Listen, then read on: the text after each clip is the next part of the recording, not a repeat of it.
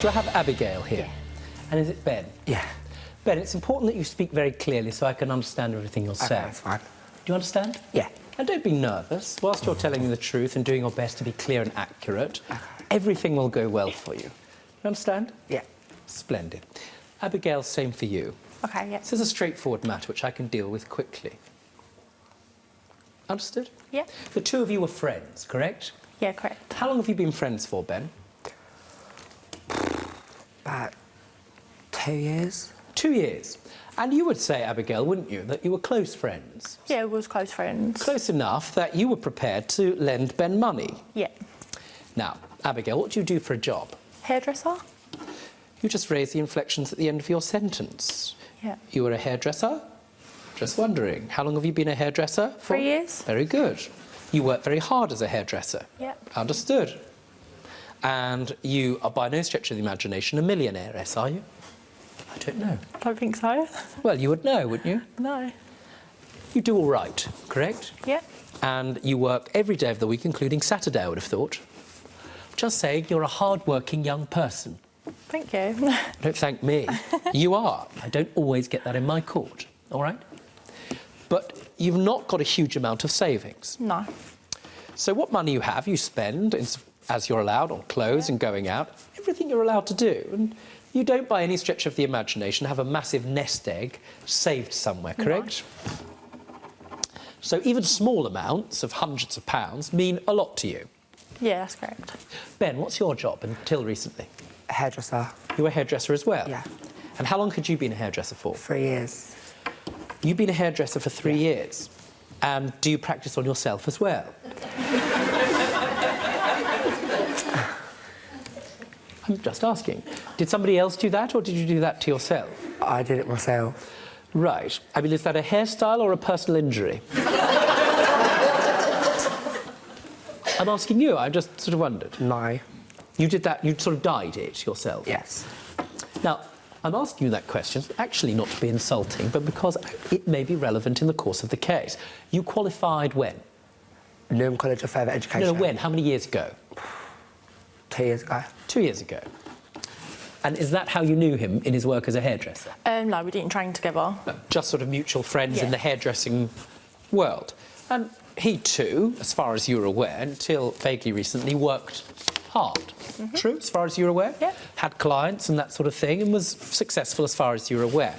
Now, at some point, the two of you ended up in a situation where you ended up lending Ben money, correct? Yeah, correct. What was the circumstances, please? I let him get a phone out under my name. Well, that was a very dumb thing to do. Yeah, I know, that was stupid. Where are you from? Essex. I'm not saying anything... Big fan of Essex. Oh, thanks. Whereabouts? Romford. Real Essex. Are you also from Essex? Yeah. And East London. Yes, well, that's why you've gone blonde. Point is this, at some point, you, according to Abigail's claim, certainly, needed her to, well, I'm going to call front you up to get a mobile phone. Yes, correct. Now, why did he explain he needed you to do that for him? Because he was blacklisted and couldn't get under his name. So... Blacklisted? Yeah. Well, that should have set alarm bells ringing, I shouldn't know. it? Let's pause. Say that again. It should. I'm not very clever, so I don't really think before I do things. You are clever, Abigail. Oh, thanks. You are clever.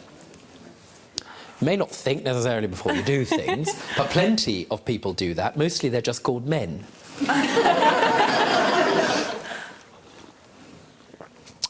You work every day, sometimes 10 to 12 hours a day, right? Every day, including Saturday. You don't collect benefits, you finish college, and you're a successful hairdresser, right? Correct. I call that clever. Thanks. And don't let anybody else tell you otherwise. Oh, thank you. Just because you make some rather unfortunate choices on behalf of friends. Yeah. Sometimes generosity makes people a little bit stupid from time to time. You understand? Yeah. Good. Now, he was blacklisted. Why were you blacklisted? I weren't blacklisted personally. My Who address was. Your address was blacklisted. Yes. Had nothing to do with you? No. Were you ever able to get other credit? No. Credit cards, anything of that kind? No. Well, here's the thing.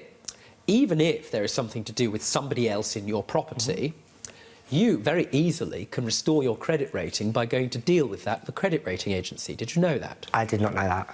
Right. In other words, you've not been able to get a mobile phone, you've not been able to get any credit at all, credit cards, because of something else to do with somebody else at your property. Is that right? Correct, yes. Now, bear in mind I can go and check that. Would you like me to go and check that?